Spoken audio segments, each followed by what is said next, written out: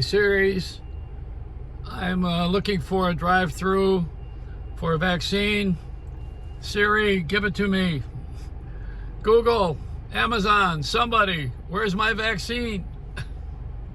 I got the shingle shot. Oh, I love the way that sounds, the shingle shot. Also got my regular vaccination. I wonder who watches me on the internet. I wonder who watches me on Facebook and on YouTube. I have no idea who the audience is. I know that there is a definite influenza influencer. There are guys and women who watch and who are watched, and they have millions of hits. The only time I got a hit like that was when I did something wrong and the nuns came over and beat me over the head. That's a hit I got, and then I went home and my father would further it. But you know, there's no hits anymore from the average white guy, the average white band.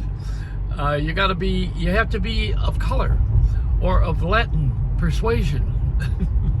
You have to do something that catches a certain marketplace. And I wonder what marketplace I appeal to.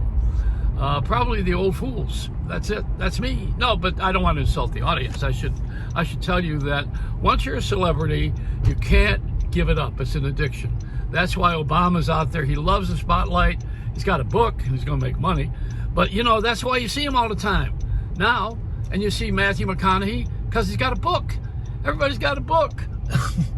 And who else is there out there that won't go away? Oh, yeah, the president, Trump. He stays in the spotlight. That's why you hear him.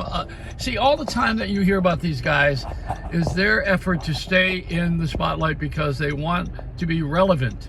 They want people to know that they're here and to know that they are important and how they should never be forgotten. So they stay on television. That's the medium of exchange. And you guys who are watching me on the internet, I've had a lot of television exposure, a lot of radio exposure. And it's important to have that when you are selling something, especially if you're selling yourself. But you know, the celebrity call is big in this country. Look at Taylor Swift. I mean, you know, the vaccine came out and they're more interested in her album being released. Now, how stupid is that? Well, very stupid, but this is America where stupid things count.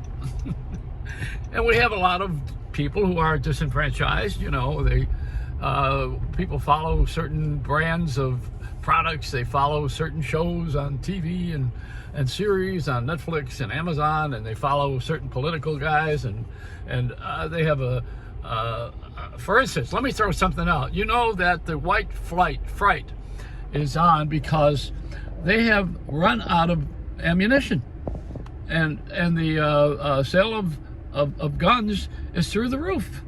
Mostly white people, I'm told. And they have satellite contests. You know, we got satellite global checking on everybody, including stolen cars in Harlem, which is where I live.